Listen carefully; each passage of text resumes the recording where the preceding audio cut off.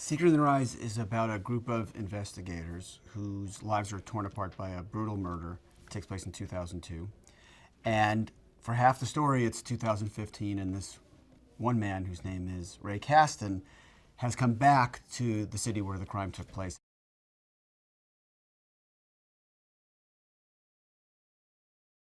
The first time I ever saw the original Secreto, which is the great Argentine film, I think it was 2009 or 2010, the year that it won the Oscar for Best Foreign Film.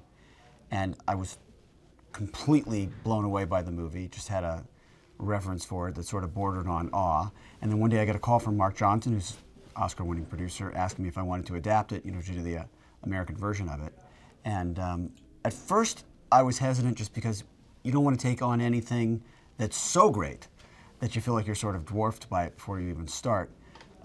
But I did feel that there was an American version of the story that was worth retelling.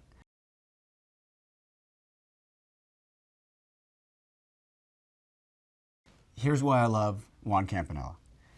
He makes this incredible Argentine movie, wins an Oscar for Best Foreign Film, and then hears about some guy named Billy Ray who's going to be doing the American version of it. And I was going to make some changes to his movie. I was going to make sort of a more muscular version, I thought, a more American version of the story. And I wanted his blessing. So I took him out to lunch and very, very cautiously, hesitantly said, I'm going to be changing this and I'm going to be changing that, and I need your blessing.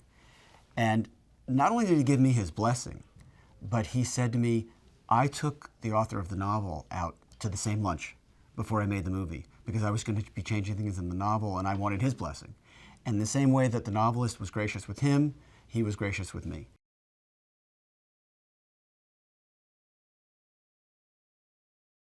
When I sat down to write this script, to adapt this movie, I thought I was writing about loss.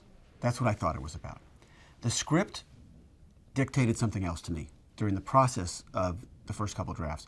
It became about obsession in a way that I hadn't anticipated.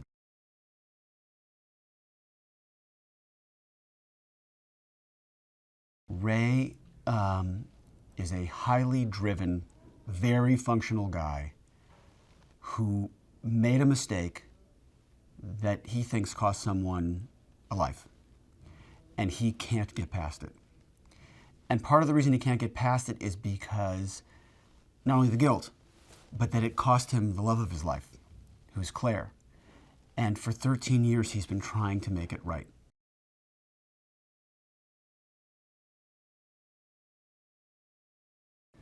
Jess is barely functioning at all. I mean, she really froze 13 years ago, and it's something that Julia and I talked about.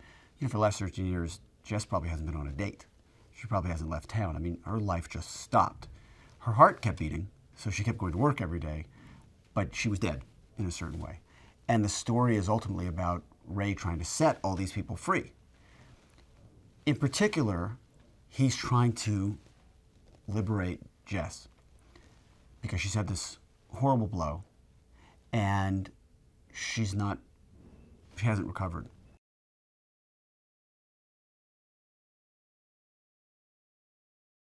Julia shows up, who's never played anything like this before, and brings all these dynamics to the part.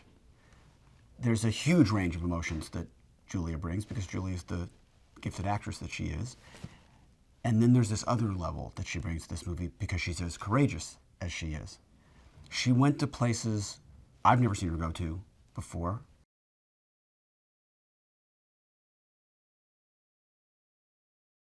When I went to cast that part, you had to check two boxes in terms of the actress who could play it.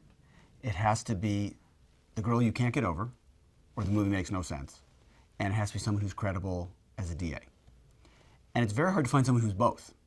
But of course, Nicole, very much the girl you can't get over, and smart as a whip, and completely credible as a DA, just has a great presence about her and a great power about her.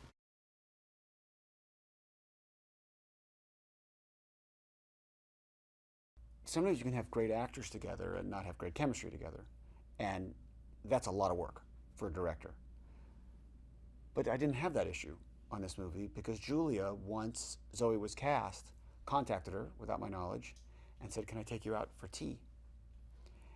which I'm sure was kind of thrilling from Zoe Graham's point of view. You probably don't get that call from Julia Roberts every day. But they went out and became mother and daughter. And by the time we were on the set shooting, they were behaving like mother and daughter. And Julia had done that. I mean, she created that. That's not typical movie star stuff. That's way above and beyond the call of duty. But it spoke to the level of commitment and integrity that she brought to this part.